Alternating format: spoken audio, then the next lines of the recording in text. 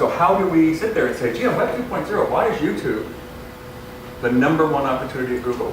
Why did they buy it? Because visual learners get it. It's visual, it's auditory, and it can even have some texting. And why does that engage people? When you look at what happened that last election, one video made the difference in about 3 states. I can see Russia from my porch. You all know the song. You all know. Why is it that one soundbite, that one visual did it, right? And of course, we're in Canada. We go, I looked at the map. That's Canada, you moron. Honest to God. You're not seeing Russia. We look like Russians. We're, sort of the same. But if you could hear us, yeah, sure, it's not Russia. And so here we are looking at what is it that makes Web 2.0 really spin? What is it that makes it, why is iTunes important? Because people learn auditorily. Why can you tell somebody something about how to do information literacy behaviors? Of course, we don't call it information literacy anymore, right? Because anybody who's going to do information literacy training, amongst us chickens, we can talk about it. But you don't make someone admit they're illiterate before they come into work for something, right? It's sort of, let's dig ourselves out of a hole. Let someone admit something very negative about themselves. The way if the librarians are running beauty salons, we call them ugly salons. Please just admit you're ugly and we'll repair it. You look like shit. But I can do it. It's like, this isn't a reality TV show, right? You got to sit there and say, I can work on your base skills. You look at the Millennial University and undergrad at this university. Really, really strong foundation of skills in YouTube and video and instant messaging. They got a wonderful suite of skills. We also know that an outcome of a 4-year education at university should be come out with better information literacy skills than you came in with. But you got to do it incrementally in a thoughtful way. And you got to sit there and say, how do I work with research success? How do I make sure that if you're using RefWorks, it's not about doing anal retentive, how to put ... period / crap. It's how do I make sure that you know how to do ethical reference work? And how do I market that?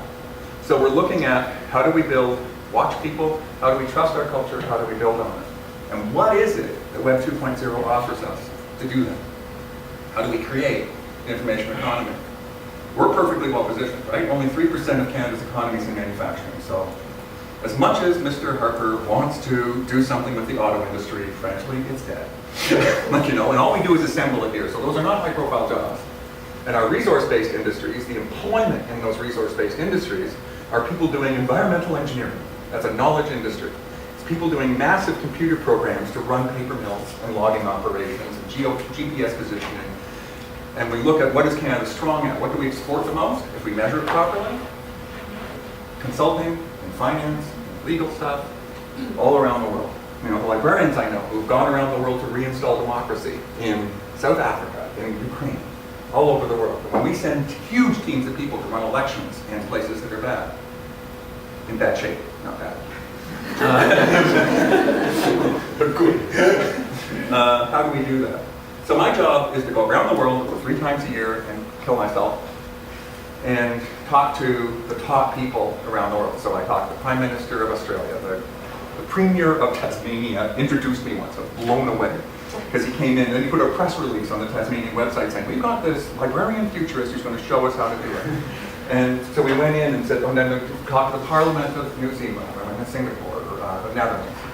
And we talk about how do you take small economies and how do you make them realistically powerful. So if you're Australia or Tasmania or Singapore or the Netherlands, how do you work in this big world if you're Canada? How do you make sure that you're going to make it? Because we're not China, India, or the United States. We're not a large consumer economy or a very innovative economy. Well, we're innovative, but we're little. So how do we make sure that we do that? How do we build an infrastructure so that we can work forward? How do you sit there and say, gee, you're in New Zealand. You're perfectly positioned to point yourself at, with the diversity of your culture, at China, India, and the United States. And to be very successful. Tasmania, Singapore, all those countries do really well. Canada's been doing the same thing. So how do librarians participate in that? What is the infrastructure we need to build? What is the Web 2.0 architecture? What is the information architecture? How do we make sure that they've captured their entire knowledge base? Like in New Zealand, where we're building the everything that's ever been said in New Zealand.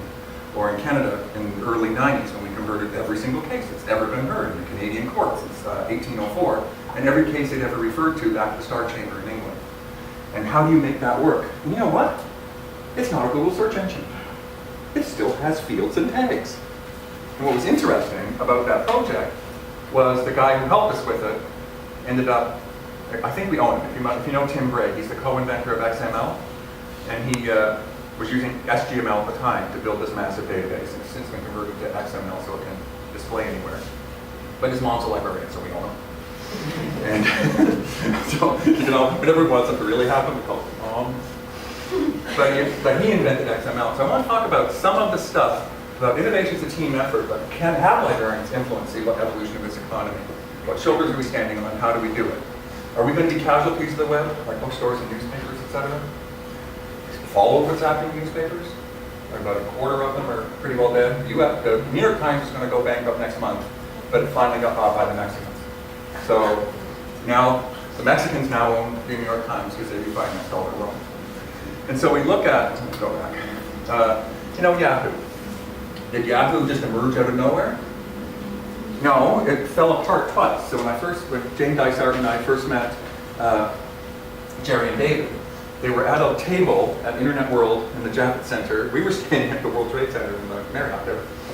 And they were at a long table with there's a tablecloth on it and a little magic marker tent card that said Yahoo on it. We said, okay, what's your stuff? Because we would go through and talk to every single booth at Internet World. And they said, oh, well, we've invented this thing on the web that's a directory, before they did a search engine. Only it's falling apart. We rebuilt it once and we rebuilt it again.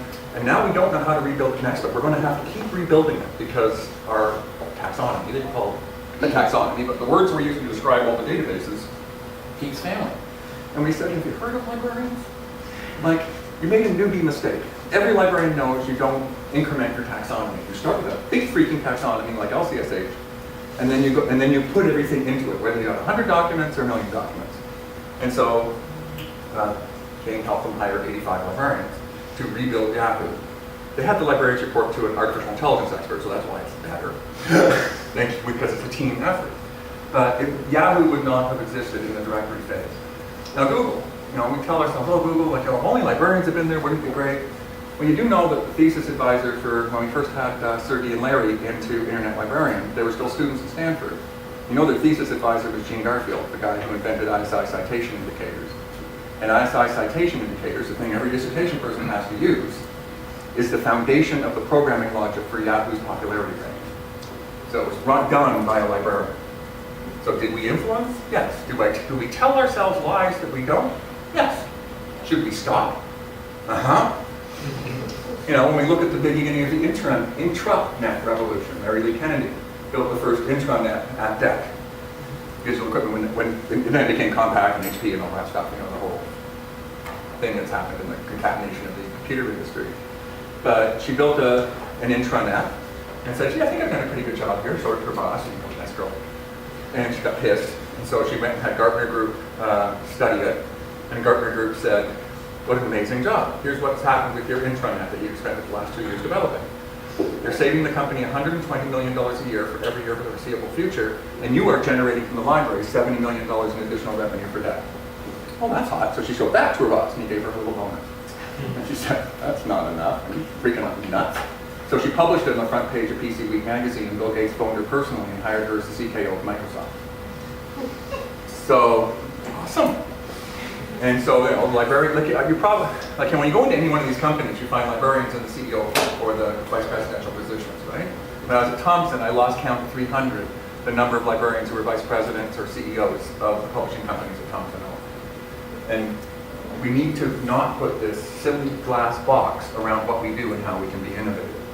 When you go to Microsoft, the 75 librarians there, the first time I visited it, and I think Sylvia was with me, 4 Lamborghinis parked in front of the library. Those were the librarians' cars. They all ended up leaving to live on their yachts. But the number of people who sit there and say, well, librarians make $60,000, $70,000 a year. BS. I know hundreds and hundreds of librarians who are making 6 and 7 figures. So if we could put this glass box around our lives instead of talking about what's really happening, it's a problem.